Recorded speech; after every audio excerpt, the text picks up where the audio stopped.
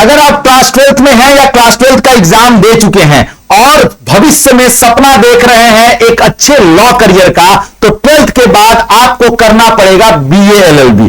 पर BA LLB करने के लिए कौन सा एग्जाम देना पड़ता है, उसकी एलिजिबिलिटी क्या है, क्या सिलेबस है, क्या पैटर्न है, और सबसे इंपॉर्टेंट कौन सी ऐसी यूनिवर्सिटी जहां से मैं बीए एलएलबी करूं तो मुझे एक अच्छा करियर दिखेगा और मिलेगा। आज सारी चीजें इस एक वीडियो में आपके साथ डिस्कस करने वाला हूं। ध्यान से देखिएगा, स्किप नहीं करिएगा। अगर आप बीए एलएलबी कर रहे हैं तो आपके लिए रामबाण वीडियो मैंने बनाया है। चलिए तो शुरू करते हैं बीए एलएलबी की कहानी। और सबसे पहले अगर मैं बात करूं बीए एलएलबी की, तो बीए एलएलबी के लिए एलिजिबिलिटी क्या होती है, या तो आप 12th पास किए हो, ठीक है, या 12th का 1-2 साल गैप भी रहेगा तो भी कोई समस्या नहीं है, ठीक है। 12th में है इस साल और 12th का एग्जाम दे रहे हैं, 12th पास कर चुके हैं, 12th में 1 साल का गैप भी है तो भी कोई दिक्कत नहीं है। हम एग्जाम पैटर्न की बात करते हैं कि अगर आप बीए एलएलबी करने जा रहे हैं तो आपको कौन कौन से पेपर का एग्जाम देना होता है। सीयूटी के थ्रू एग्जाम होता है। पेपर कौन कौन से देने होते हैं, मैक्सिमम यूनिवर्सिटीज की मैं बात कर रहा हूं। मैक्सिमम यूनिवर्सिटी जो है वो जनरल टेस्ट और लैंग्वेज के आधार पर आपको एडमिशन दे देती है। 3 पेपर बेसिकली देने होते हैं। अगर आप एक डोमेन ले लेंगे तो आप इंडिया की सारी सेंट्रल यूनिवर्सिटी को बीए एलएलबी कोर्स के लिए कवर कर सकते हैं। तो एक लैंग्वेज आप ले सकते हैं, एक डोमेन ले सकते हैं और एक जनरल टेस्ट का पेपर देना होता है। लैंग्वेज में basically reading comprehension, grammar, vocab, ठीक है, सिनोनिम, एंटोनिम, हिंदी में लेंगे मुहावरे, लोकोक्तियां, ये सारी चीजें पूछी जाती है, संधि, समास, अलंकार। डोमेन सब्जेक्ट जो होता है, पहले 2025 से पहले लीगल डोमेन कंपलसरी था पर उसको हटा दिया गया और अब आप कोई भी एक डोमेन सब्जेक्ट ले सकते हैं, कोई भी जो आपकी इच्छा करती हो, ठीक है। आप फिजिक्स, केमिस्ट्री, मैथ में से कोई ले लीजिए, बायोलॉजी ले लीजिए, हिस्ट्री, ज्योग्राफी, पॉलिटी ले लीजिए, सोशियोलॉजी ले लीजिए, जो आपकी इच्छा करे। पर जनरल टेस्ट जो आपको है ये कंपलसरी है, ये भी लेना। और इसमें आपको 3 पोर्शन पढ़ने होते हैं। एक तरफ होता है रीजनिंग, एक तरफ होता है क्वांटिटी एप्टीट्यूड जिसको हम क्वांट कहते हैं, एक तरफ जीके जीएस और करंट अफेयर होता है। पर सबसे बड़ा टास्क ये है कि इसमें नंबर गेन करना थोड़ा कठिन हो जाता है। लैंग्वेज में तो आप आसानी से नंबर गेन कर पाते हैं, पर आप जब जनरल टेस्ट में पहुंचते हैं तो वहां थोड़ी कठिनाइयों का सामना करना पड़ता है, क्योंकि क्वांट से 20 क्वेश्चन, ठीक है, उसके बाद 15 क्वेश्चन, 17 क्वेश्चन रीजनिंग से, और उसके बाद 10, 12, 15 क्वेश्चन जीके जीएस से। जीके जीएस तो थोड़ा करने में आसान भी लगेगा पर क्वांट आपका समय बहुत खा जाता है। इसलिए मैं आपको यही सजेशन दूंगा कि आपके लिए सबसे अच्छा यही है कि आप एक प्रॉपर बैच लेकर के प्रॉपर टेस्ट के माध्यम से तैयारी शुरू करेंगे, ठीक है। तो ये 3 चीजें बहुत इंपॉर्टेंट है, ये तीनों सब्जेक्ट आपको ले लेने चाहिए अगर बीए एलएलबी को टारगेट कर रहे हैं। जब मैं आगे बात करता हूं पेपर पैटर्न क्या होता है, टोटल आपसे 50 क्वेश्चन पूछे जाते हैं। टोटल आपसे कितने क्वेश्चन पूछे जाएंगे, 50 क्वेश्चन पूछे जाएंगे। 250 नंबर का पेपर होता है हर, मतलब लैंग्वेज देंगे 250 का, डोमेन 250 का और जीएटी 250 का, ठीक है। अलग अलग यूनिवर्सिटी अलग अलग डिमांड करती है। 60 मिनट का आपको समय मिलेगा, पूरे एमसीक्यू टाइप क्वेश्चन होंगे, 4 ऑप्शन होंगे आपके पास, और सबसे इंपॉर्टेंट सीबीटी मोड पर आपको एग्जाम देना होता है। उसके बाद हम आगे बढ़ते हैं, बात करते हैं सिलेबस की, क्या सिलेबस होता है। तभी मैंने आपको पीछे एक सिलेबस डिस्कस किया है, उसी टाइप का सिलेबस है। लैंग्वेज में RC, synonym, antonym, parajumbles, error spotting, ठीक है, संधि, समास, मुहावरे, लोकोक्तियां। डोमेन में मैंने आपको बताया जो आप लेंगे क्लास 12th की एनसीईआरटी। डोमेन में सिर्फ एक चीज पढ़नी होती है, वो होती है आपकी एनसीईआरटी। क्या पढ़नी होती है यहां पर सिर्फ आपको एनसीईआरटी क्लास 12th की एनसीईआरटी पढ़नी होती है, बाकी और कुछ भी इसमें नहीं पढ़ना होता है। जनरल टेस्ट में क्वांट में अर्थमेटिक, अलजेब्रा, मेंसुरेशन, स्टैटिक्स, ये सब पढ़ने होते हैं। रीजनिंग में आप आएंगे coding, decoding, series, puzzle, syllogism, ये सब सारी चीजें पढ़ने होती हैं। उसके अलावा जब हम पहुंचते हैं जीके जीएस के पोर्शन में, तो वही आपके हिस्ट्री, ज्योग्राफी, पॉलिटी के अलावा हिस्ट्री, ज्योग्राफी, पॉलिटी, इकोनॉमिक्स से जनरल क्वेश्चन, और साथ ही साथ award, sports, summit, national, international, current affair से ये भी पूछे जाते हैं। करंट अफेयर की क्लास सुबह 7 बजे इसी बेसिक शिक्षा के यूट्यूब चैनल पर चलती है डेली, ठीक है।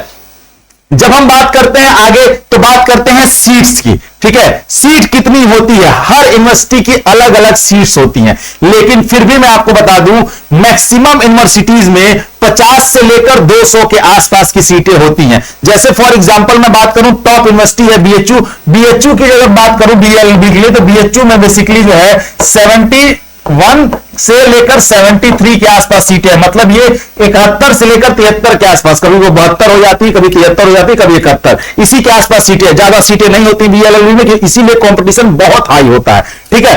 उसके बाद हम पहुंचेंगे हर यूनिवर्सिटी की अलग अलग सीटें, आपको अभी बताऊंगा मैं किस यूनिवर्सिटी के लिए क्या एलिजिबिलिटी है, ध्यान से देखेंगे तो सिलेक्शन प्रोसेस क्या है मैंने आपको बता दिया। इस सिलेक्शन प्रोसेस यही, आपको सीयूटी का एग्जाम देना होगा, उसी के नंबर के बेसिस पर आपको एडमिशन मिलेगा। जब मैं बात करता हूं स्ट्रेटेजी टू क्रैक, कैसे आप क्रैक करेंगे इसको, पहले स्टेप में क्या है, पहले स्टेप में आपको एक अच्छा टाइम टेबल आपके पास होना चाहिए। यह टाइम टेबल यही है कि 3 घंटे कम से कम आप जीएटी पे दीजिए, 1 घंटा डोमेन पे दीजिए, 1 घंटा आप लैंग्वेज पे दीजिए। आपके पास यह टाइम टेबल नहीं होगा तो आपको ढेर सारी समस्याओं का सामना करना पड़ेगा। पर यह टाइम टेबल मिलेगा कहां, कैसे इस टाइम टेबल को आप गेन करेंगे, तो मैं आपको बता रहा हूं, हम अपने बैच में सभी बच्चों को देते हैं एक प्लानर। वो प्लानर ये होता है जिसमें हम आपको बताते हैं कैसे कैसे कितना पढ़ना है, टेस्ट कितना देना है, डीबीपी कब देना है, सारी चीजें। और साथ ही साथ फ्री ऑफ कॉस्ट वो बेसिक शिक्षा के ऐप पर भी मिलता है प्लानर। तो अभी जाइए ऐप डाउनलोड करिए और वहां से प्लानर डाउनलोड कर लीजिए। दूसरे स्टेप में बात करें तो आपको लगातार पढ़ना पड़ेगा और साथ ही साथ रोज पढ़ना पड़ेगा।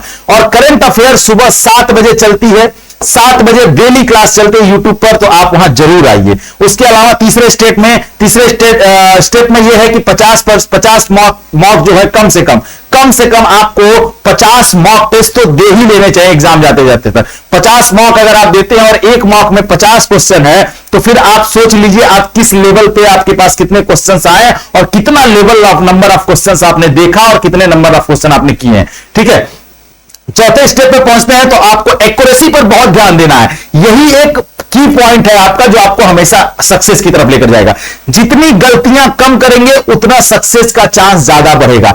एक्यूरेसी पर हमेशा, अगर मैंने 50 क्वेश्चन में 40 किए हैं तो संभावना यह रहे कि 39 सही हो, 1 गलत हो।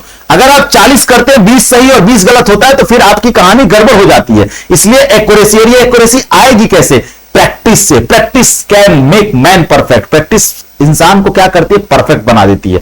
आप प्रैक्टिस करेंगे और वो प्रैक्टिस आपको यूट्यूब पे क्लासेस से मुश्किल हो पाएगी। इसीलिए मैं आपको सजेशन यही दूंगा कि आप एक प्रॉपर बैच के साथ तैयारी करिए जिसमें टेस्ट, डीपीपी और ये सारी चीजें मिले। आप मॉक टेस्ट लगातार देते रहेंगे तो आपकी प्रैक्टिस बेहतर हो जाएगी और जो आपके एग्जाम में आपको बहुत फायदा देने वाली है। ठीक है, तो ये थी पूरी चीजें। अब इसके अलावा मैं बात कर लूं तो टॉप 10 यूनिवर्सिटीज जो बीए एलएलबी को कवर करती हैं। सबसे पहले बात करते हैं बनारस हिंदू यूनिवर्सिटीज की। ठीक है, यहां पर अगर आपको एडमिशन लेना है तो आपको 2 एग्जाम देने होते हैं, एक लैंग्वेज का और एक जीएटी का। अगर मैं बात करूं यूनिवर्सिटी ऑफ इलाहाबाद दूसरे नंबर पर आती है जिसमें जीएटी लैंग्वेज के साथ साथ कोई एक डोमेन देना होता है। तीसरे नंबर पर मैं बात करता हूं central university of south Bihar, जहां अगर आप जाते हैं तो आपको इंग्लिश एक लैंग्वेज कंपलसरी देना है, साथ में जीएटी देना है। उसके अलावा अगर मैं हरि सिंह गौर यूनिवर्सिटी की बात करूं तो वहां पर जीएटी के साथ साथ एक लैंग्वेज देना है। अगर मैं बात करूं हेमवती नंदन बहुगुणा से बीएलएलबी के लिए तो वहां पर एक केवल जनरल टेस्ट के नंबर पर 250 नंबर पर मेरिट बन जाती है। अगर मैं बात करूं गुरु घासीदास विश्वविद्यालय 6ठे नंबर पर, यहां पर भी जीएटी के पेपर से आपको एडमिशन मिल जाएगा। अगर मैं बात करूं सेंट्रल यूनिवर्सिटी ऑफ कश्मीर की तो यहां पर भी सिर्फ जीएटी के नंबर पर आपको एडमिशन मिल जाएगा। ठीक है, अगर सेंट्रल यूनिवर्सिटी ऑफ पंजाब की बात करूं तो जनरल टेस्ट और इंग्लिश लैंग्वेज के नंबर के आधार पर एडमिशन मिलेगा। अगर मैं बात करूं महात्मा गांधी अंतरराष्ट्रीय हिंदी विश्वविद्यालय की तो यहां हिंदी के और लैंग्वेज हिंदी और जनरल टेस्ट के साथ साथ आपको एडमिशन मिल जाएगा। अगर मैं नॉर्थ ईस्टर्न हिल यूनिवर्सिटी की बात करूं तो इंग्लिश के साथ साथ जीएटी के नंबर के आधार पर आपको एडमिशन मिल जाएगा। ये टॉप 10 यूनिवर्सिटीज थी जो कवर करती हैं किसको, बीए एलएलबी को। तो इसलिए और आप आसानी से तैयारी कर पाए, आप आसानी से बेहतर प्रिपरेशन कर पाए, तो आपके लिए ये सारी चीजें हमने बता दी हैं। अब इसमें आपको कोई भी समस्या नहीं होगी। अगर अभी आप तैयारी के अभी जो है वो देना चाहते हैं, अपने आप को एक धार देना चाहते हैं, एक रास्ता तय करना चाहते हैं, तो अभी जाइए हौसला बैच ज्वाइन करिए, क्योंकि वो आपके हौसलों को उड़ान देगा। ये वो बच्चे हैं जो अलग अलग जगहों पर बीए एलएलबी में अलग अलग जगहों पर जो है अपना अपना नाम रोशन कर रहे हैं। इन्होंने अपनी बातें भी बताई हैं। ठीक है, और ये अलग अलग जगहों पर जो है